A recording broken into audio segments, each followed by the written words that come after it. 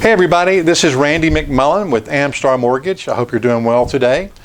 I wanted to address a question that I've been getting a lot for the last few days, and that has to do with COVID-19 and home values. And the question is this going to be like 2007 and 2009? Are we going to see home prices drop as much as 20 to 30% over the next 12 to 16 to 18 months?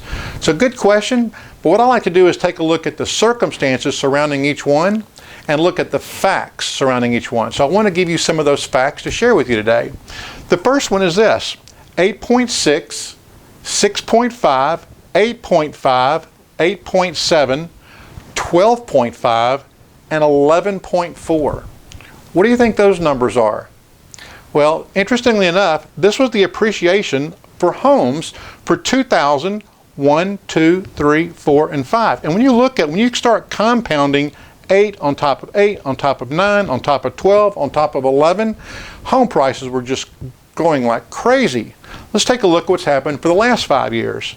We had 4.4, 5.2, 5.5, 6.4, 4.8, and 4.7.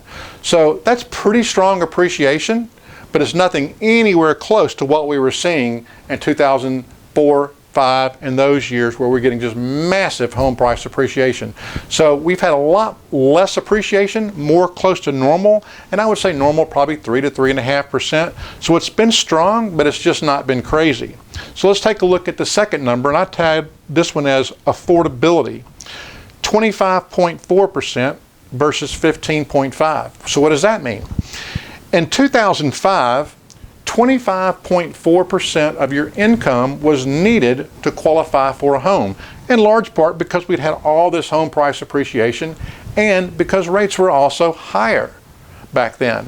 Now, if you look at the affordability charts, it only takes about 15.5% of the household income to qualify for a loan today.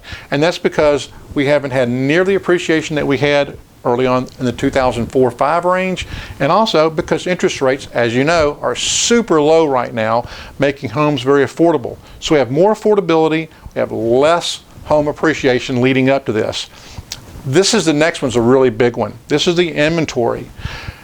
Back in 2005, we had an 8.2 month supply of inventory on the market, which is well over normal, and that's what caused a lot of that home price concern, depreciation, because we had so much inventory but not a lot of demand. Well, now, you know, we have a 3.1 month supply of inventory. That's very, very low. So even if some additional houses come on the market, because inventory is so low, they could get caught up and bought pretty quickly. So that definitely works in our favor.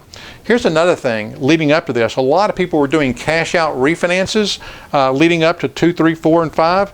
But today, 50% of the homes, over 50% of the homes today have over 50% home equity.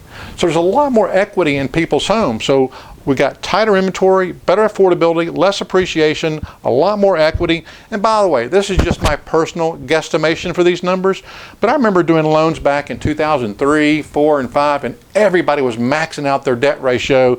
They were going 45, 47%, as much as they could afford. In fact, they were getting interest only with as much as they could afford. Today, and I would say for the last 5 or 7 or 8 years, the clients that I've been working with, they're not coming to me saying, hey, I want to get the biggest possible house I can afford. They're saying, I have a budget that I want to work within.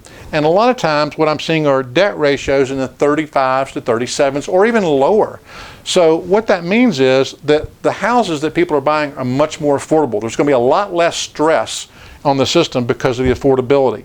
The other thing that I'm noticing is the people that I've talked with who aren't buying right now are just saying, hey, we're going to put this off and we're going to buy maybe later in the fall, maybe as we get into the winter months. So they're not canceling their plans to purchase, they're just delaying them. You know, that family that just had a new baby and they need an extra room, they still need that extra room.